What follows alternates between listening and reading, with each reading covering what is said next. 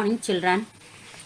In the last class, we started studying that history unit 3 from chiefdoms to empires. In that lesson, we studied during the 6th century what was happened in the history of India, who were called Janapadas and Magajanapadas, and the 16 Magajanapadas we have seen. And we also studied how did the Magadha emerge as an empire, what was the reason for that. And we also studied about the different dynasties of the ancient Magadha, the Haryanga dynasty, Sishunaga dynasty, the Nanda dynasty and the Maurya dynasty. How the Magadha dynasty came to end, we studied. The last Magadha empire, Dhanananda, was overthrown by Chandragupta Maurya, and that was the beginning of the Mauryan empire. And we also studied about the first empire of Mauryas. Who was that? Chandragupta Maurya. And who was the son of Chandragupta Maurya? Bindusara. After Chandragupta Maurya, Bindusara came to power. After his death, his son, who was his son? Ashoka. Ashoka ascended the throne of Magadha. Now I continue the lesson. Children, you are seeing one map now. In that map, the yellow shaded shows you the area of the empire of Ashoka. Let us go to study about Ashoka in detail. Ashoka was the most famous of Mauryan kings. He was the very important king of Mauryan king. He was known as Devanampiya. Devanampiya means what? Beloved of the gods. The gods also like him.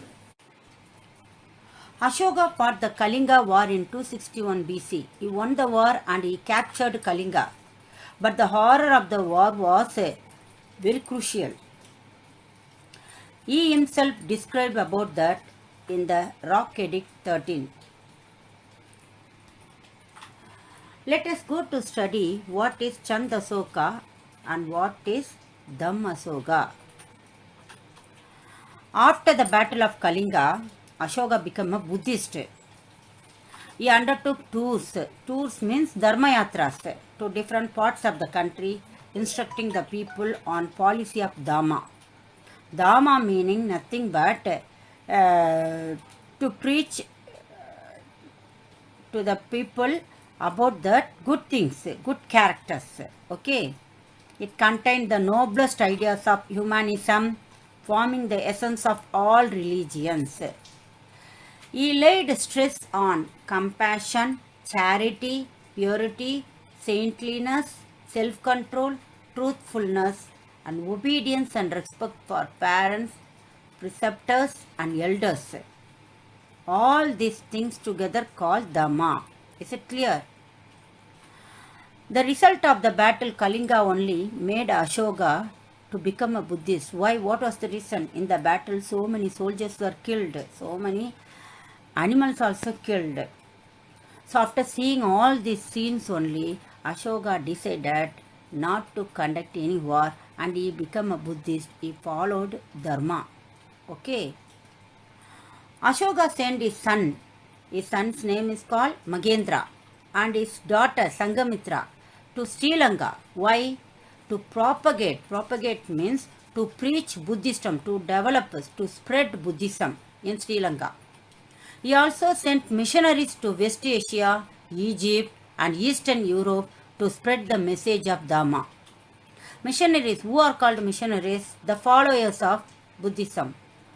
He sent them, the saints, the monks. He sent them to West Asia, Egypt and Eastern Europe to spread the message of Dhamma.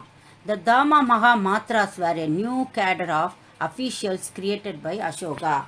He created the cadre. They were called Dhamma Mahamatras. What was the job for them? They have to spread about these principles of Buddhism. Okay, Dhamma. Their job was to spread Dhamma all over the empire. Ashoka held the third Buddhist council at his capital, Pataliputra. So Ashoka held the third Buddhist council. Council is nothing but a meeting in his capital. Which is the capital? Pataliputra. He only conducted. Oh, Ashoka. Let us go to see the next one, edicts. Edicts of Ashoka. An edict is an official order or proclamation issued by a person in authority or a king. The 33 edicts on the pillars as well as boulders and cave walls made by the Emperor Ashoka describe in detail Ashoka's belief in peace, righteousness, justice, and his concern for the welfare of his people. He only predicted all these things on the pillars. Ashoka. These are all called the edicts. The script of inscription. The inscriptions are written on the pillar. No. In which language? At Sanchi it was in the language Brahmi. At Kandahar it was in the language of Greek and Aramaic. And at northwestern part it is in Kharoshthi. So different languages he used to write on the inscriptions. The rock edicts 2 and 13 of Ashoka refer to the names of the three dynasties, namely Pandyas, Cholas and Keralaputras and the Satyaputras. He has mentioned all these dynasties in the rock edicts. Ashoka. Next we go to see about the Mauryan administration. The administration was called centralized administration. Who was the supreme in the administration? The king only. He has all the power. The king was the supreme and sovereign authority of the Mauryan Empire. So, the king was surrounded by who are all? The council of ministers, a group of ministers. They are all called Mandri Parishad. They are assisting the king. Assembly of ministers included Purohit, Senapati, a Mahamandri and a Yuvaraja. All these were included in the assembly of ministers. King had an excellent spy system. The king was having spies in those times. This is the administration of Mauryan Empire. Now let us see the revenue system. Revenue is nothing but the income for the kingdom. The land was the most important source of revenue for the state. What was the income? The land. Ashoka's inscription at Lumbini, it mentions Bali and Baga as taxes collected from people. There were two taxes collected from the people. It is mentioned in the Ashokan's inscription at Lumbini. What are they? Bali and Baga. The land tax Baga collected was 1/6 of the total produce. Revenue from taxes on forest, mines, salt and irrigation provided additional revenue to the government. From these also they were getting income to the government. Much of the state revenue was spent on paying the army. The revenue was spent to which are the things? Mostly it was spent to the army and the officials of the royal government, on charities and on different public works such as irrigation project. Irrigation project means water development and road construction. For all this purpose, the revenue was spent by the government. This is the revenue system of the Mauryan Empire. Okay. Next we go to study the military administration. Here the king was the supreme commander of the army. He was the supreme commander chief. A board of 30 members divided into 6 committees. Committees means groups. 6 groups they were all made. In each group 5 members were there. They were given the job of watching what are the things? Navy, armory. Armory means transport and supply. Infantry, cavalry. Cavalry means horse. The war chariots and the war elephants. So these are the 6 things they have to monitor. They have to keep on watching that, maintaining that. It was the job for this committee members. Okay. Next we go to see the judicial system. The king was the head of the judiciary. He was the highest court of appeal.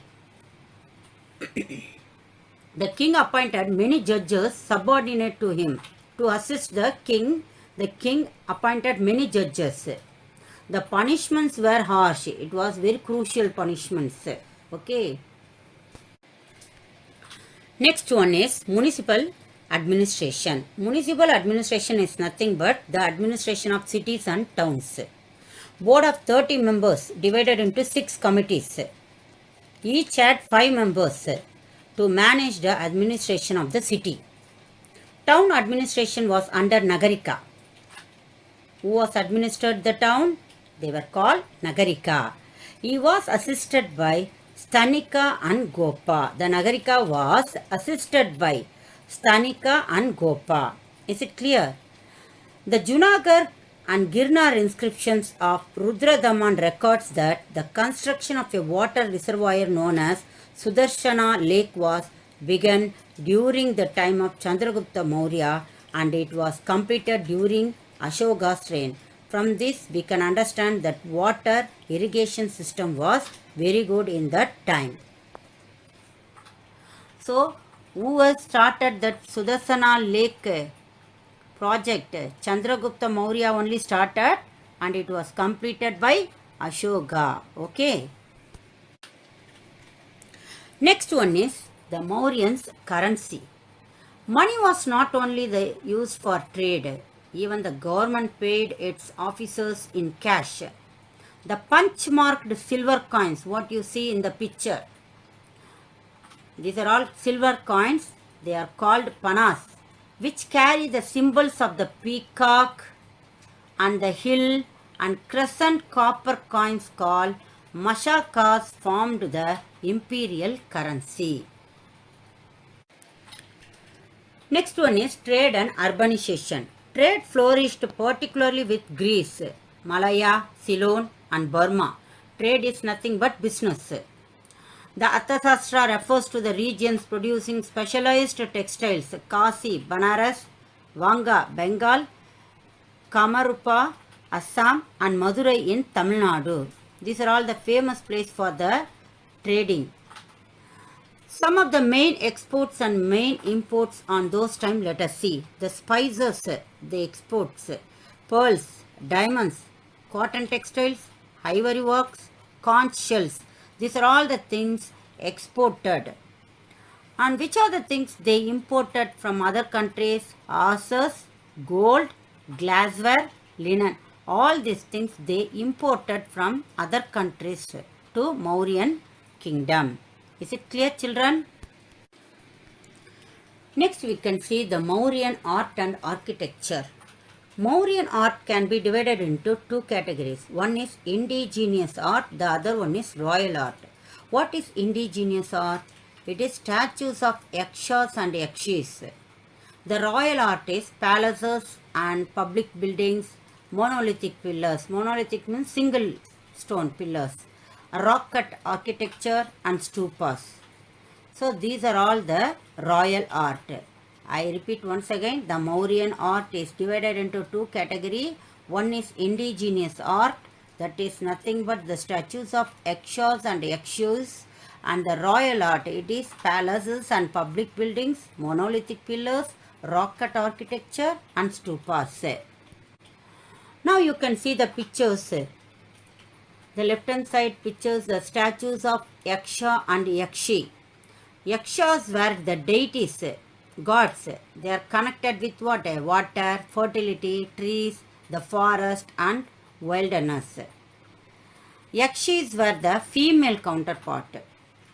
So male one is called Yaksha, the female one is called Yakshis. They are all the gods. They are connected with what?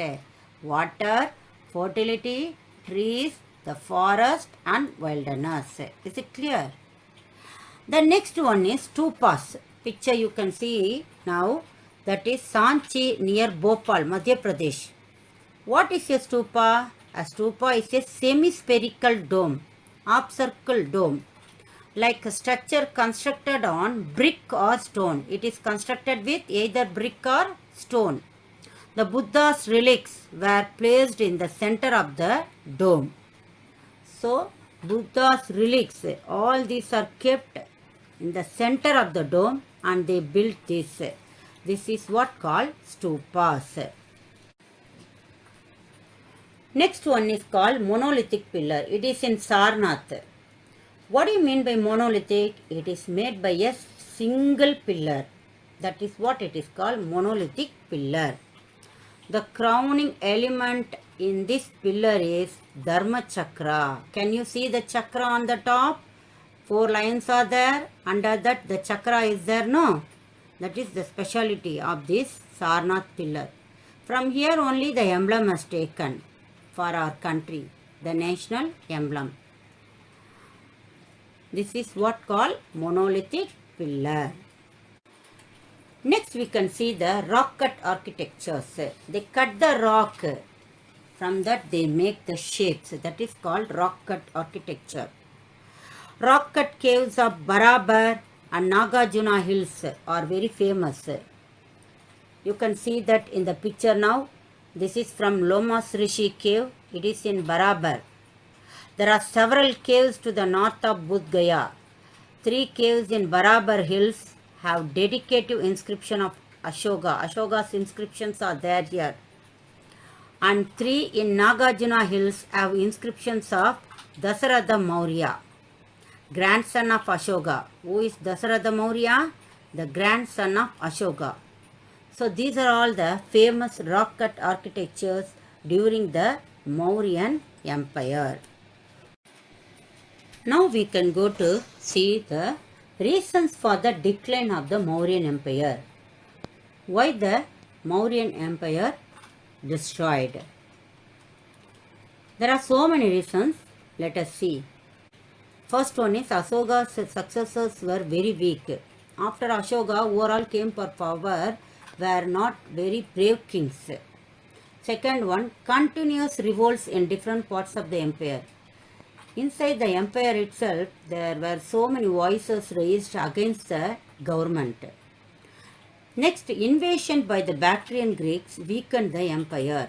The Bactrian Greeks entered in the empire. That is also one of the reasons for the weakening of the empire. Last Maurya ruler Brihadratha was killed by his commander Pushyamitra Shunga, who established Shunga dynasty. These are all the reasons why the Mauryan Empire came to an end.